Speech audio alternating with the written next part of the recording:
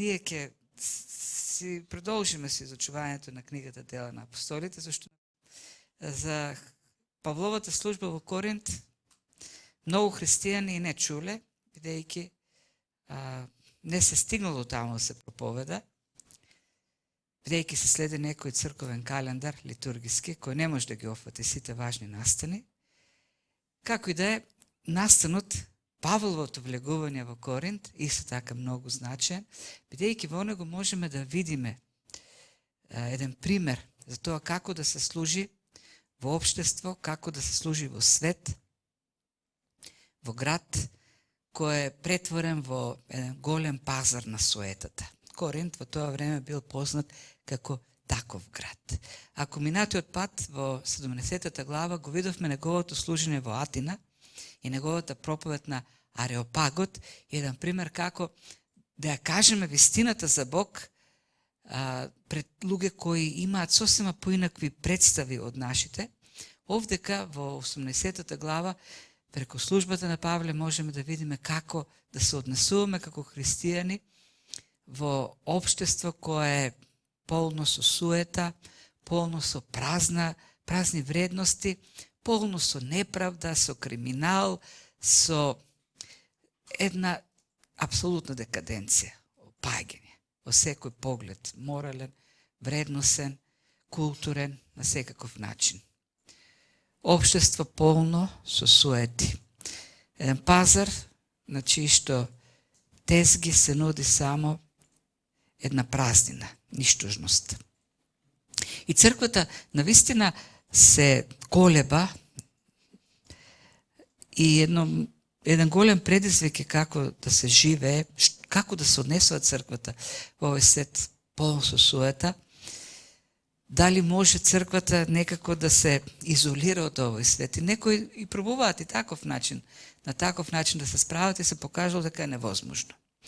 Има и такви кои пак нудат по радикални стратегии, ќе излеземе и револуционерно така некако, агресивно, ќе ги нападнеме институциите, ќе освоиме власта, како што црквата историски правила, и на тој начин ќе го смениме светот.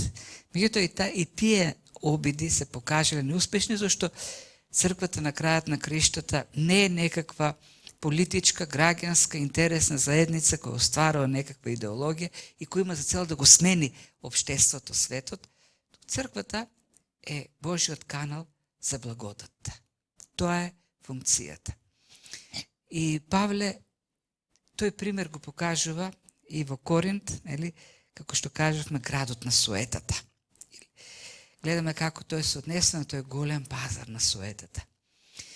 Како Коринт се претворил во таков град, да кажеме нешто за контекстот, историскиот контекст на книгата. Коринт се наоѓа, во тоа време бил многу важен град. Денес, ако човек не чита Библија, Нов Завет, нема ни да чуе за Коринт. Јас прв пат чув дека постои тој град, кога почнав да читам Нов Завет. Но во древноста бил многу важен град поради ова така состојба, географска положба што ја има. Се наоѓа некаде, гледате, западно од Атина, 80 на километри, во Ахаја е, на брегот од запад Јонско море, од исток на Медитеранот, Средоземното море. И таа положба и излез на две мориња дава една привилегирана состојба, тоест меѓу Пелопонес и градот Коринт се наоѓа еден теснец, морски теснец, кој бил користен од бродовите да не обиколуваат околу Пелопонес, туку од исток на запад и од запад на исток да поминуваат преку тој теснец и така го скратувале патувањето.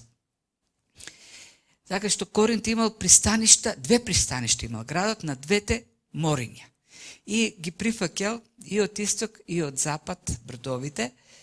И поради таквата положба, римјаните кога ја освоиле Ахаја, решиле не Атина да биде политичкиот центар, туку да биде Коринт. Така да својата администрација, својот римски наместник, своите гарнизони ги сместил во Коринт. И Коринт поради таа добра и трговска положба и политичката положба почнува да станува град кој привлекува кон себе и не само трговци, привлекува и образование, и учители, и луѓе на културата. Во секој поглед почнува да се развива тој град. Трговијата овозможува да се развиваат и занаечиите, тука доаѓаат занаечи, бидејќи имат пазар, од каде што ќе може да ги пласират своите производи. Многуте патници кои доаѓаат со бродовите и добрата економска состојба, бидејќи луѓето се збогатувале, трговијата привлекувала капитал, граѓаните на Коринт станувале побогати, тоа пак привлекло и луѓе на културата, на филозофијата, да ги изместат школите од Атина во Коринт. Тука доаѓале филозофите да прават училишта, тука да рекрутираат своји следбеници, тука наоѓале мецени кои ги спонзорирале финансиски.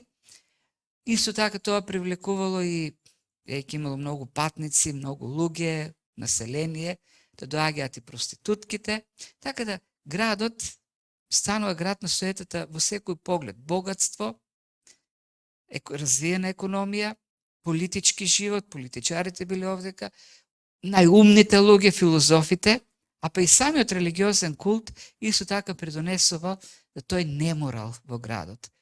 Главната богиња, патронот на градот Коринт, или богот на кој што бил посветен храмот на највисокото место во градот, бил на Дијана, на Афродита се извинувам, или на Венера.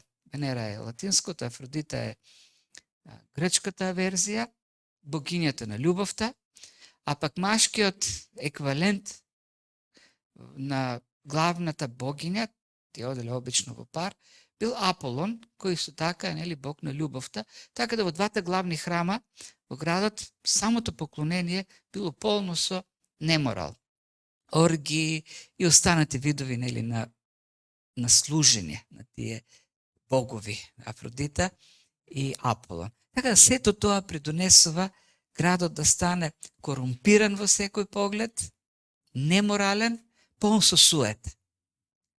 И во еден таков град, познат бил како нели голем, така кажем, пазар на суетата, многуте свештенички на љубовта, како да ги наречеме, или проститутки кои служиле во храмовите на Афродита и на Аполон, преку ден, ноќе се семнувале на пристаништето, на улиците и работеле како проститутки. И до таа мера било развиен тој занает во Коринт, што зборот коринтијанка, тоа сме го кажал многу пати, станува синоним или збор за проститутка во целата Римска империја. А самиот пак термин коринтијанство во империјата станува синоним за неморален човек. И станува збор за неморален човек на секаде, коринтијанин или коринтијанство. И во еден таков град доаѓа Павле да служи. И така почнува 18 глава, Павле ја напушти Атина и дојде во Коринт. Хајде да видиме каков дојде Павле во тој град.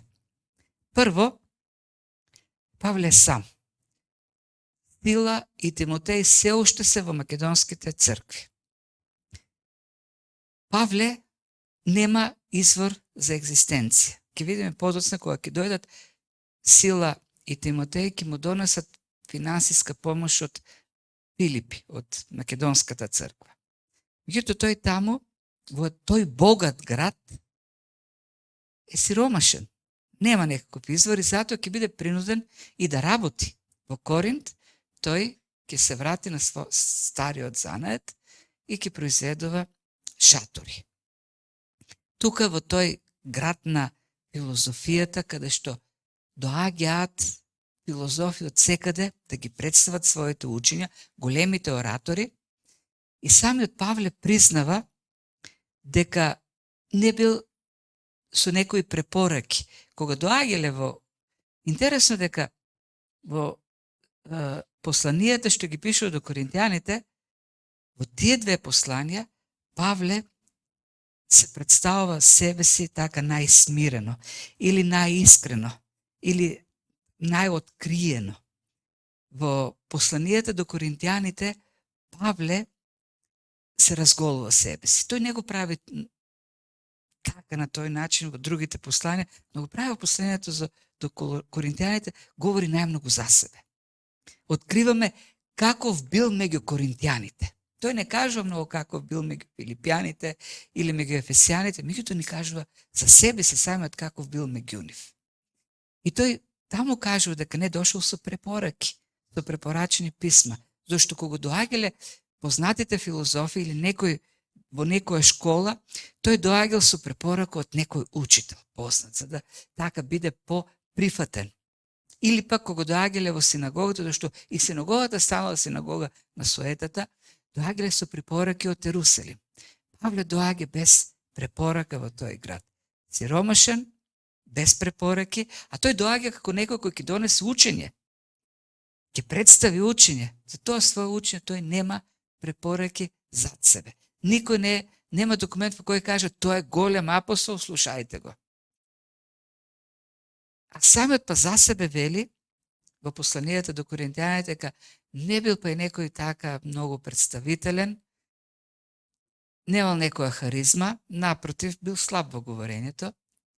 Тој кажува за себе дека токму во тие послања тој вели дека е многу слаб и дека целиот негов успех се должи единствено на силата на Бог. Силата и способноста на Бог. Ги нема пријателите со себе. Кажува пред коринтијаните дека бил во страв и трепет.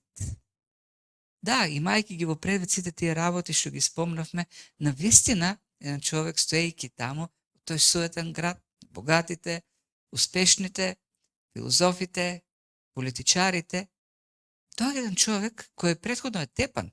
Се уште стоеле на него лусните од затворот во Филипи. Во страв и во трепет. И едно нешто им кажува, дека доаѓа во тој град, знаејќи ја супериорноста во секој поглед на луѓето во градот, доаѓа единствено со силата на Бог, зависноста од Бог и не сакајќи да знае за ништо друго, освен за Исус Христос распнатиот. Тоа е единствената стратегија што ја има Павле во тој град на суетата. Доаѓа само со Евангелието, надевајќи се на силата на Духот која действува преку Евангелието. Ништо друго нема Павле во тој град. Дури нема ни човек до себе. Дури нема ни некој што ќе го подкрепува. Неговата цел не е да ги сруши храмовите, да ги затвори јавните куќи, борделите и не директно барем. Неговата цел е да биде тој канал на благодатта, да има промена во душите на луѓето, а потоа се друго и ќе се случи. И во интерес на вистината ќе видиме во тој град има голем успех. Тој човек кој доаѓа без пари, без препораки, без некоја посебна харизма, без некоја инфраструктура која е градал пред него некој, и голем успех. Навистина го. И тука во тој текст можеме да видиме Божјата промисла, како работи чекор по чекор. И така, Павле ја напушти Атина и дојде во Коринт. И таму сретна еден јудеец, Акила, родом од Понт, кој неодамна дошол со жена си Прискила од Рим, бидејќи тогашниот император Клавдиј решил да ги избрка сите јудеи од Рим. Павле е сам, меѓутоа кога доаѓа сам, тој знае дека е сам таму. Во еден момент среќава еден човек по име Акила, кој е јудеин, кој е христијанин и кој во секој поглед представува големо охрабрување за него. Акила, Бог не сака да видиме сами во службата, никако. Павле доаѓа сами, Бог веднаш понаоѓа луѓе с кои ќе соработуваат со него, бидејќи имаме потреба да бидеме охрабрувани, имаме потреба да се охрабруваме, имаме потреба да служиме заедно. Бог, Божјата волја не е човек да биде сам, дури ни во службата за Бог. Веднаш Бог му наоѓа служители. Акила и Прискила, или поточно кажано Прискила и Акила. Што станува збор? 5-6 пати се спомнуваат тие два, тој брачен пар во Библијата, во Новиот Завет, и останов дека, мислам, во сите други места прва Прискила спомната, а потоа Акила. Зошто Лука го прави тоа? Сигурно бил голем феминист. Голем борец за правата на жените. Не има друга причина, историска причина, важна причина. Во тој град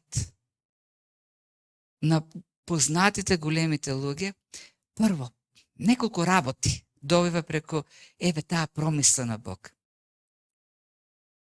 Прискила, името Прискила, семејството Прискила е многу познато во Рим. Едно од водечките фамилии во Рим. И единствената причина поради која ги именува Лука и ја кажува прво Прискила е само името. Нејзиното име стои пред името на Акила, зашто таа е од аристократски род. И во Коринт, во тимот на Павле, доаѓа служителка која е многу видна во општеството. Интересна работа.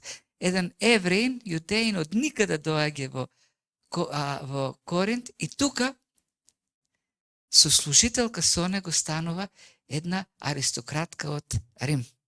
Интересна работа е Божјата промисла. А пак Акила е евреин, тие поверувале во Христос во Рим, кога таму се ширило Евангелието, а само тој бил од Понт, тоест од некаде јужниот брег на Црното море. Како се дојдени во Коринт, Клавдиј решава да ги избрка сите јудеи од Рим и за тоа има историски доказ. Во времето на Клавдиј има познат римски историчар Светониус или Светони, кој пишува за тој настан. Тој пишува дека Клавдиј навистина дал заповед сите јудеи да го напуштат Рим и причината ја дава бидејќи јудеите создаваа многу немири во градот заради некој си крест или Крестус или Христос. Тоа што се случувало? Како што Евангелието се ширило меѓу јудеите во Рим, в синагогата, тие почнале меѓу себе да се препираат, да се карат и создавали во општеството немир. И решава Клавдиј да ги избрка сите јудеи од Рим, а пак понатаму во текстот гледаме дека ова Прискила и Акила си имаат занает, и тоа добар занает. Еден многу успешен занает во тоа време, производство на шатори, една многу барана стока, роба. И барајќи кај да отидат, бидејќи нели треба и да работат, го избираат совсема нормално градот Коринт, каде што може да цвета нивниот занает. И таму Бог така ги усогласува работите, кога оди Павле во Коринт, таму да дојдат и Прискила и Акила, и што во таа ситуација кога Павле е сам, без пари, почнуваат заедно да прават шатори. Си се отвараат бизнис. Интересна работа, не?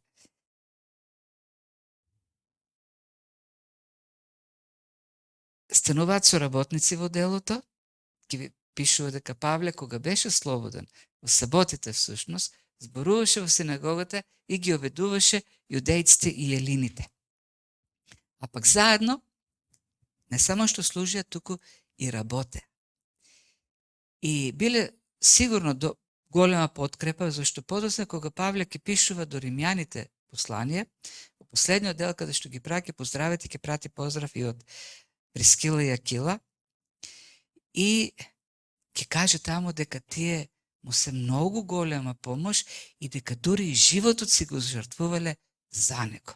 Не знаеме кога се случило тоа, меѓутоа го пишува тоа Павле, дека си го жртвувале својот живот за него. Гледаме Божја промисла. Кога Павле, исто така една друга работа, кога Павле беше оставен сам, кога немаше од каде што, тој се врати на занаетот и почна да го работи одговорно, посветено, она што знаеше да го работи. Равините знаеле, биле фарисеите обучувани на занает, требало да имат некој занает. Занаетот на Павле било правењето на шатори и кога дојде моментот, немаше што друго, тој, не сакајки да зависи од коринтијаните, соедните коринтини, тој со своите раце си го вадеше лебот и тоа многу посветено и одговорно. Но не само тоа, туку секоја сабота зборуваше во синагогата и ги обидуваше јудејците и елините. И во еден момент, значи прво се среќава со Акила и Прискила во тој град и почнува да служи заедно со нив и доаѓаат неговите соработници Сила и Тимотеј. Пристигнаа, пишува од Македонија, и тој беше многу поттикнат да сведочи пред јудејците дека Исус е Христос. Па и порано тој убедуваше. Нели? Така заврши претходниот пасус, дека во саботите одеше и ги убедуваше. А сега пак пишува 5 стих дека беше поттикнат да сведочи за Исус Христос, дека тој е Месијата. Што значи тоа? Дојдоа Тимотеј и Сила и тој стана уште потака, ревносен, уште посмел да говори дека Исус е Месијата и да докажува и да објаснува и да спори со јудеите. Која е причината? Ако читаме во Филипјаните и во 1 Коринтијаните, Филипјаните 3, 1 Коринтијани 4 глава, тоа е 1 Солунце 3, се извинувам, и Филипјаните 4, Павле тамо пишува кога бил во Коринт и кога дошле Тимотеј и Сила, тие му донеле 2 подарока. Многу важни. Прво, тој разбрал дека црквата во Филипи, во Солун, добро се развива, што било голема грижа за Павле, зашто тој ги напушта тие цркви кои уште се млади, тој принуден да бега од тие градови, ги остава таму неизградени млади верници, остануваат Сила и Тимотеј да служат и сега слушат дека добро оди делото, дека црквата се развива, се зајакнува, дури многу посветено служат и сведочат и од тие цркви почнува да се шири евангелието, дури во Ахаја, кој е многу добар пример за посветеност на Христос. И тоа е представо големо охрабрување за Павле. Знаејќи што се случува во црквите кои се основани малку порано, како тие растат, тој станува уште посмел во неговата служба. Исто така разбираме од тие места што ги спомнав и дека доаѓа финансиска помош, црквата во Филипи пратиле помош за Павле. И тоа е уште еден друг поттик да се посвети уште повеќе во службата во синагогата и поттикнате да сведочи. И таа негова ревност секој пат води до еден исти резултат. Некои ќе поверуваат, ама некои ќе почнат и да се креват против него. И слушаме дека се противеа и хулеа дури. И ова е нешто така како ново овдека додадено. Веројатно реакцијата во синагогата во Коринт била порадикална и самата реакција пак на Павле е исто така по-драматична. Тој прави нешто што досега не го видовме, не сме го гледале и зборови кажува што не сме ги чуле, така демонстративно, нели, ја тресе правта од себе, со тоа сака да покаже дека кога кизам сега од синагогата што ме бркате, не сакам дури на вашата правда ја носам со себе, и кажува зборови кои биле многу познати за евреите од Јеремија 33 глава: јас сум чист, крвта нека биде на вашите глави. Ве предупредив и сега одам кај неевреите. Или она што го кажува, предупредувањето што го дава Бог преку Јеремија на стражарите. Ако доаѓа опасност и вие не предупредите, не ги предупредите луѓето во градот, тогаш вината за нивната смрт, за нивната крв ќе биде на вашите глави. Вие ќе носите вината. Меѓутоа, ако предупредите и ако луѓето во градот не обраќаат внимание, тогаш вие немате одговорност. Крвта ќе се биде на нивните глави. И тој им го кажува Павле овдека, на овие луѓе. Предупредив. Сигурно не му било седно што неговите соработници не го прифатиле Евангелието. Но тоа е заврши неговата работа. И тоа е и нашата одговорност. Луѓето во светот треба да бидат предупредувани. Не за ние да си ја завршиме нашата работа и да истресеме прав, но со копнежот да се спасат, со грижата за нив. Зошто ние носиме вина. Носиме одговорност за тие луѓе, како што Павле правеше секогаш. Прво ќе одидеше на јудејнот да му каже, а потоа и на останатите. И тоа е нашата одговорност. Гласни и јасни за Евангелието. Принуден е да ја напушти, го бркат буквално од црквата и тој излегува, ја напушта црквата. И сигурно јудеите се рекле, ми се тргна од глава. Сигурно биле многу радосни, што веќе го нема Павле во синагогата, меѓутоа радоста трае кратко време. Во синагогата има еден човек кој не е евреин, побожен е, нели, го почитуваше Бог, паганин кој бил привлечен од учењето во синагогата, поверувал во Јахве, поверувал и во Христос преку проповедта на Павле, и Титиј Јуст, и кој чул дека Павле е избркан од синагогата, го праќа својот слуга и му вели, дојди кај мене ќе градиме црква, а неговата куќа пак била веднаш до синагогата, на чекор од синагогата. Евреите се ослободили од Павле, ама не може да се ослободат од словото. Интересна работа, гледате. Избркан од синагогата и веднаш Бог му праќа еден човек кој му вели, јас верувам дека Христос е Месијата, еве мојата куќа, дојдете овдека и градате црква. Павле дојде сам во Коринт. Дојде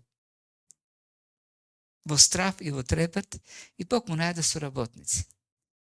Кога беше избркан од синагогата, Бог му најде место каде што ќе се гради црквата и то само на чекор до синагогата. Многу интересно како таа Божја промисла се гледа на секој чекор.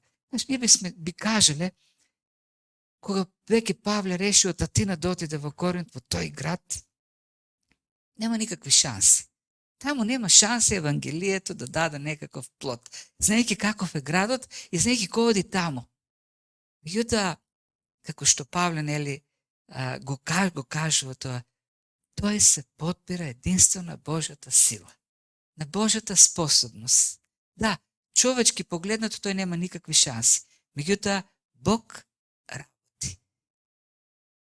И чекор по чекор ја градеше службата на Павле на многу неверојатен, неочекуван начин. И не само што тој Титиј Јуст ја напушта синагогата, туку и главниот равин, началникот на синагогата Крест, со целото свое семејство, и тој слега од синагогата и влегува во таа нова црква каде што се гради ова. Павле, што прави Павле? Ништо посебно, само проповеда. Кажу, ја проповеда вистината, ја говори вистината. И почнува да се гради црква, две семејства се присоединуваат, на Титиј Јуст, потоа на Кристп, началникот на синагогата, и почнува се повеќе и повеќе коринтени да се присоединуваат кон таа црква, се крштаваат и црквата расте. Делотворноста на Евангелието. Не му требаше ништо друго. Само проповедта на Евангелието.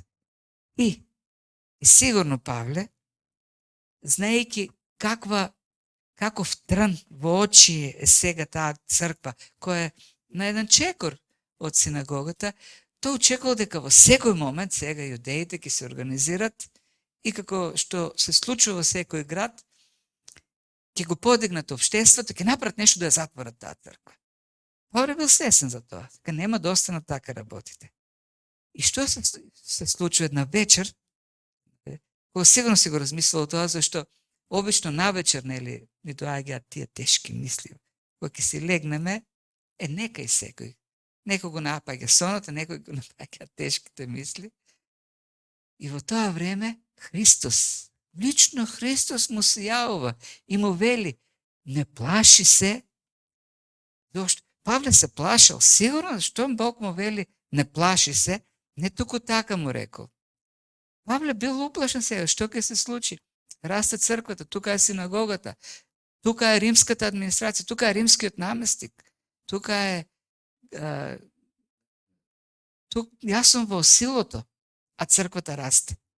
И му вели Христос: не плаши се, туку што? Продолжи да се зборуваш и не замолкнувај. Тоа што го правеше досега, продолжи да го правиш. Некаква нова стратегија? Не, никаква нова стратегија. Само продолжи да зборуваш, продолжи да проповедаш. Зашто јас сум со тебе, никој не ќе посегне да ти направи зло, бидејќи има многу народ. Јас имам многу народ во овој град. Во тој град на суетата, каде што луѓето живееле во неморал. Христос вели: јас имам многу мои луѓе во овој град. Многу луѓе имам во овој град. Не би очекувале во тој град Бог да има многу луѓе, но Бог имаше многу луѓе во тој град. И Павле треба само да проповеде и да не се плаши. Павле знаел дека Христос е со него, па Павле го виде жив Христос, дека не е мртов. Тој е жив, воскреснат, вознесен на небото. И е со него. До тој момент беше со него. Меѓутоа тогаш требаше, во тој град, во Коринт, требаше да му се јави повторно Христос. Да му се јави во видение и да му каже: јас сум со тебе, не плаши се, проповедај смело, никој ништо нема да ти направи овдека во овој град. Тоа не се случуваше во другите градови, меѓутоа таму се случи требаше во Коринт да се случи тоа. Ние сите знаеме дека Христос е со нас постојано. Тој е нашиот постојан сопатник во нашата служба, во нашиот живот. Меѓутоа јас верувам дека понекогаш може и на таков начин да не увери, да не утврди. На специјален начин. И да ни каже: јас сум со тебе, не плаши се.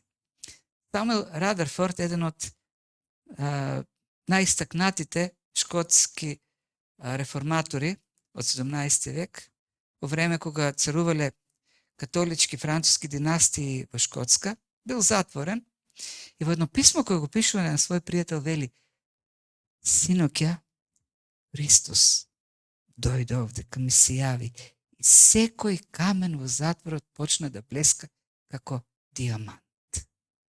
Јас верувам дека Христос му се јавил во затвор. Но тие нешта се дополнителна потврда дека Христос е со нас. Како што вели Лутер, и во печката ако те прати Христос, тој пак ќе биде таму со тебе. Тој е со нас постојано.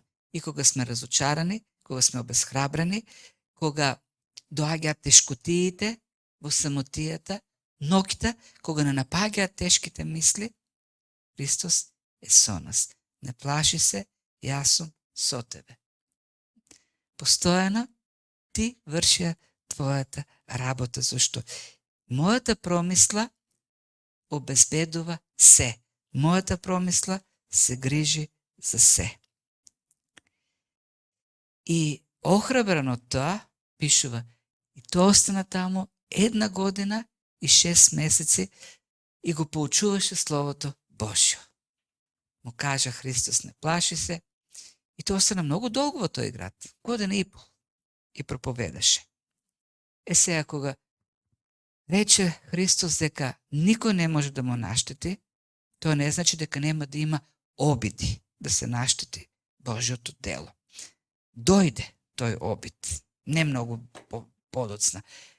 Кога Галион беше наместник во Јудеја, тоа е тоа време, дека Павле е таму, евреите кои не може да трпат што се случува во црквата и успехот на делото Божјо, што направија?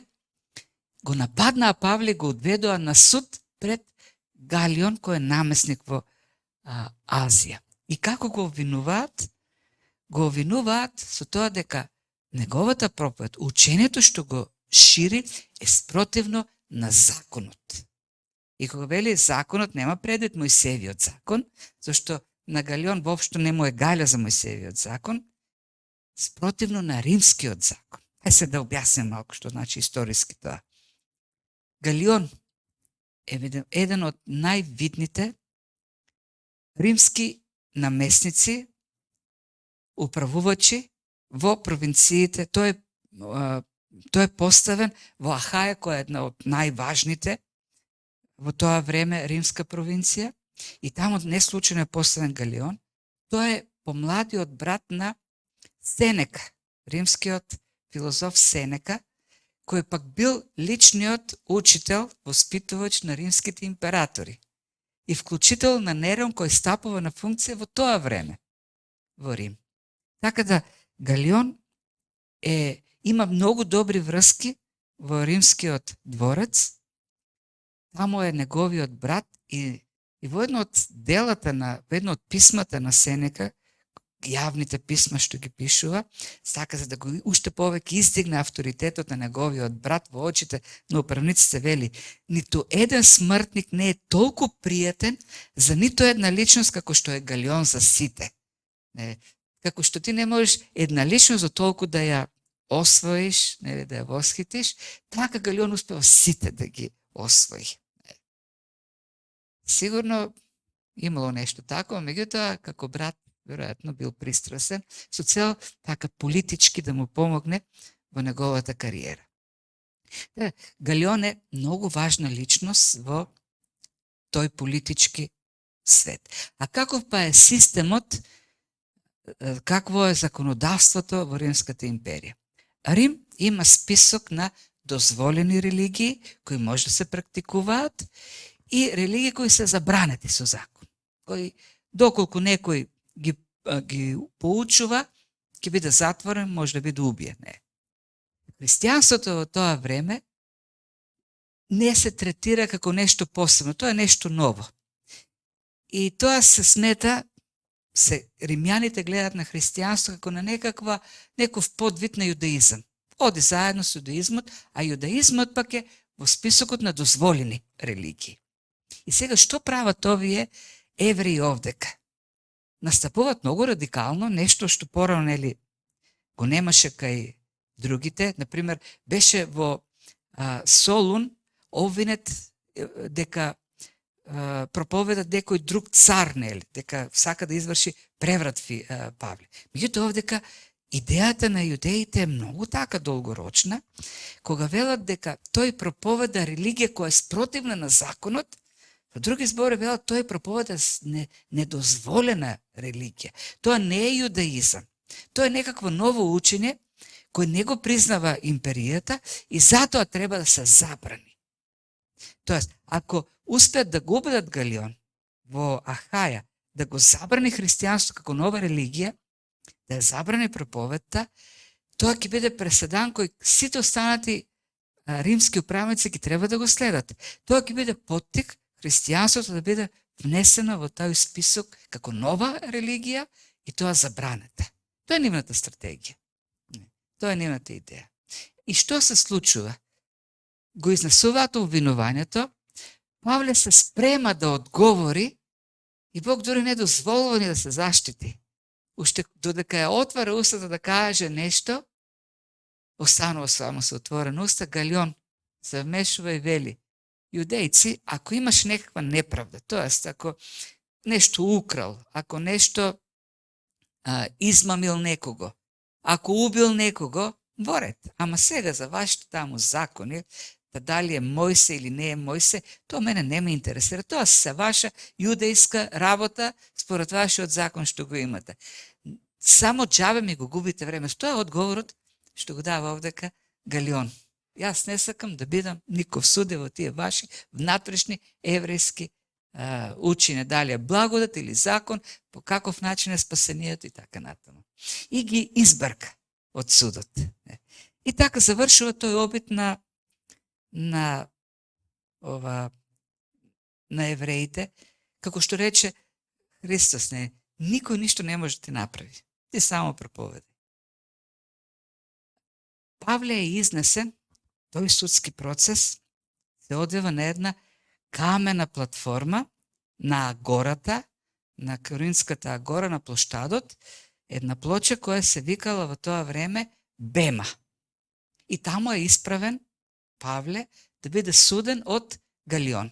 Галион вели, јас немам никаква врска со таа работа, само ми загубивте тука напразно, или залудно времето. И што се случува во продолжение? Неевреите, паганите, коринтијаните, кои биле таму, го фаќаат Состен, кој е равинот, началникот на синагогата, и зеле да го тепат. Што е крив човекот, не знам, можеби тој го изнал обвинувањето, ама еден податок овдека додава Лука, дека Галион, кој бил таму, воопшто не обрнал внимание. Тој само си гледал од страна и не се вмешал. Тоа е работата на Галион. Тој е судијата. Тој штото го рече, ако има нешто, некој, ако има криминал, ако неправедно некој страда, ако е тепан, јас тука да, можам да се вмешам, јас сум судијата во тие работи.